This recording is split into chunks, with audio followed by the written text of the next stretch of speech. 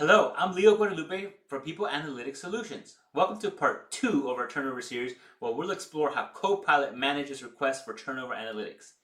I was impressed by Copilot's ability to provide strong answers, but also noticed inconsistencies in its approach. If practitioners aren't careful, these inconsistencies will lead to confusion or mistakes. Before we begin, let's please remember to like and subscribe and share this channel with peers who are wrestling with their people data. If you need additional support, be sure to visit my website linked below. Now, let's jump into part 2 of Turnover with Copilot. Now, let's see what Copilot does with this data. Okay, so we're asking it, I have turnover data for the past 4 years and I want to plot the turnover rate over the last 4 years. Can you output the data in the graph? To create the graph, I'll need actual turnover date values for each of the past 4 years. Could you provide those numbers or upload the file you have them stored? Once I have the data, I'll generate a line chart showing the turnover rate for the past 4 years. Please share so we can proceed. Let's paste it on here. So let's just grab this table. Let's move this one over here. Okay, let's give it this table. Let's see what it'll do it. All right, let's see. Here is the data. Let's see what happens. Okay, it actually outputs something. Here's the output based on your data table. So it looks like what it's doing is the annualized rate. Here's the output based on your data. You can download the data table here. And let's look at this data table. Let's see what that looks like. Here's what it gave us as far as the percentages. Okay, so if I do this and compare this to this one, these are in the 2s. This is going to look like the turnover rate for the month. Funny thing is, it's getting a 208. So yeah, that should go to 2.1. Let's do something here. Let's put in the Copilot turnover. And let's get that Copilot turnover and let's just stick it. Actually, let's do this. So this equals the Copilot turnover divided by 100, and that should be a percent. Okay, I'm gonna copy and paste the value. They're all fixed, it's not dragging along.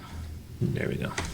Okay, now let me paste as values. And so it looks like these are all the same. Let's do an actual check. Insert equals if this equals this, and one else, don't give me anything. So this should just be a number. These should all be ones. I guess they have some differences. Okay, there's a little bit of a difference in the calculation. And even the trend data looks a little interesting. Let's look at this chart. We see a little bit of a difference for every period. It could be the way the monthly average is counted. For example, maybe it didn't do it by the average, but by the end of the month. Let's see if that's what it's doing. This divided by the end of the month. So that's what it did. When you use Copilot and you ask it for the turnover rate, it's going to do, even though you say it's the end of the month, it's not going to take the average. Does it make a difference? It's a slight difference. I think you'd want to account for the average in the month because you might have closed a lot of hires at the end of that month. It's not really comparing people who were here throughout the entire period. It's just like, oh, these are people here now. I think it's probably better if you anchor it to an average of the monthly headcount, but it's up to you on how you choose to do it. Understand that Copilot is going to give you just the end of the month calculation. It doesn't take an average. It doesn't do the step of getting the monthly average for you. So now we know what Copilot's doing. This is the turnover rate just using end of month headcount. Okay, so let's go back to the chart here. So the chart, you see, you've got that monthly rate. It doesn't do the annualization.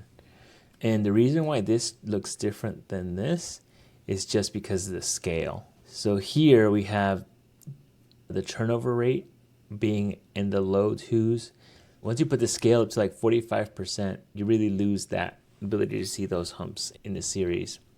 The turnover rate fluctuates slightly month to month, but shows a gradual increase over time. Noticeable spikes occur around mid-year, June, July each year, which might indicate a seasonal or operational factors.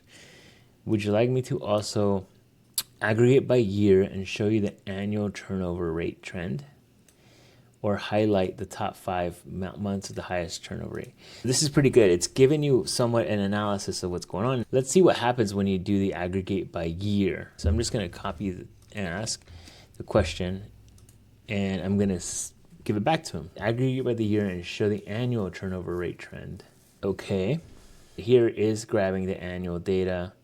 I'm not sure why the summary of the annual rates is at this level. I think it's trying to get an average of the numbers, but this looks reasonable what's plotted because this is around 27%. The first one's 2736.37. If we look at the 12th number here, December, we got 27.6. This is 27.37 because they also did use a different number for the turnover rate using the monthly average end of the month. So we got a little bit of a higher number. And that makes sense because their numbers are lower than what we have for the turnover rate for the month. So it makes sense that their numbers are going to be slightly lower. I don't understand what this is. Summary of annual rates, because this doesn't even match what the graph is, right? I'm wondering if this is just an average of what happened throughout that year. Okay, let's see if I take the average of these, the Copilot numbers, go down to 2.69, I believe that's what it was. If I get that, that's 2.276, which is going to go to 2.3.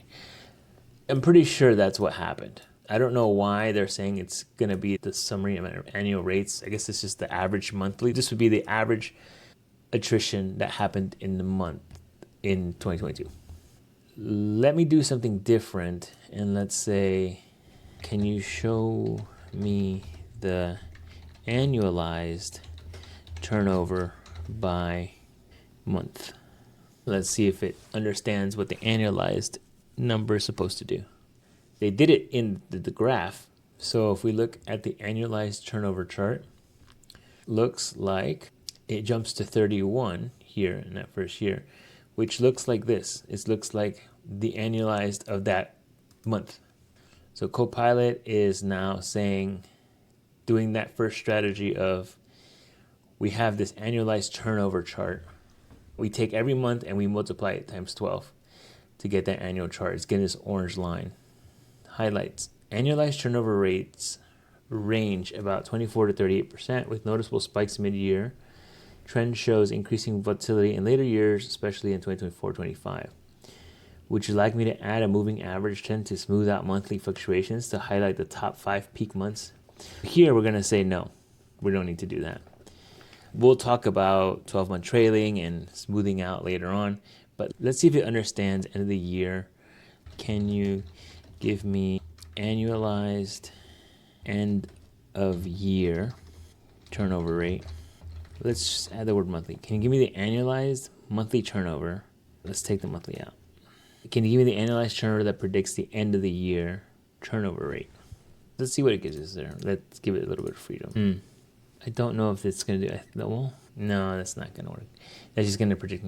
Okay, let's try this. I want a turnover metric incentivizing my department managers. What turnover metric would be best for monitoring turnover over time and project an end of the year? Great question. For incentivizing department managers, you need a metric that is fair, actionable, consistent over time. Here are the best options. So monthly turnover rate. This is just telling you your average head count for the month. And it's funny because it's telling you to use the average head count for the month, even though we gave it it gave us back the end of the month calculation. This is tracking for short term. Here it gets into rolling 12 months. We'll talk about rolling 12 months a little later. I don't think it's necessarily the greatest for manager performance because of that year. Because if you're telling a manager you're going to be measured for what you do this year, a lot of rolling 12-month data is going to be in months that were from a year prior. So it doesn't necessarily, it's not really fair to use that because it just gives a bad perspective on you're still carrying over with old data that you're not going to get credit for at the end of the year. Projected annual turnover rate. Here we have the year-to-date turnover. We have months completed times 12 divided by the current headcount. This is very similar because if you rearrange this formula, this divided by would go under here because it'll be 1 over current headcount, multiply times 1 over current headcount. So that'll be the year-to-date turnover rate. If you look at our annualized here, here's our numerator. That is our year-to-date turnover right there, okay? Then we're getting our multiplication of the 12 in the numerator and then the months completed at the bottom. So you just shift these over because this is all multiplicative properties. So that's what this is right here, that 12 divided by the months completed. And then here they use current headcount instead of average. We still use the average over the current because it will be more realistic of what you have done throughout the period as opposed to what you have right now, which may be impacted by something that could have just happened. You would have just hired a lot of people, or maybe a lot of people left that day. You want to ground it a little bit better. It helps managers see if they're on track for end of year goals and encourages proactive retention strategies. So projected annual turnover rate, this is what they're calling it, which is probably a better word than I've been using. Either way, two methods: you're annualizing, which is basically taking the data you have and making it represent a whole year. So the projected annual turnover rate, as Copilot is calling it, is what you'd want to use here, and I'll change mine. Or I'll just put it in a parentheses next to it. There you go. This is recommended approach to monitor monthly turnover rate for quick action. We'll talk about rolling 12 another time. Project quarterly to keep managers focused at the end of your targets. That's interesting. This is pretty good. Monthly monitoring. If you want to go month to month, just look at what happened in the month. You don't have to do the annualization. You can actually track it in the turnover rates here because you can compare already month to month. That's this blue line here. If I format the axes and I say make the maximum of 5, you can monitor month to month with this alone. That's good enough. But when you want to get to compare how that compares to last year, so you need some kind of comparison. You need to put things on the same scale. And that's why you need the other methods, the annualized methods. So here we learned that Copilot, if you ask it for the annualized turnover, as we saw here, can we show me the annualized turnover? It's going to do the method of the orange, which is just take the same number that you got for the monthly, take the blue line here and multiply it by 12. That's what you're going to have is going to be your annualized rate for that month. The method we want to use for performance measurement for managers or people whose incentives are tied to end of the year performance for turnover is the projected annual turnover rate. If you ask Copilot, it may use the current headcount or the average headcount. Your best bet might be to prompt them to use the average headcount to see if it happens, or just feed it the average headcount as opposed to the current headcount. That way you will be assured that it doesn't have the current headcount to use it. You would have the average headcount already given to them. If you were to use Copilot for this without doing all these calculations, get your end of the month headcount and turnover count. See if you can calculate your monthly average headcount, and how we did it is just taking the average of the two, and then for the first one, assume a static 5,000. You have these two and you divide by 2 and get that for every single month. So you get the average headcount for every month.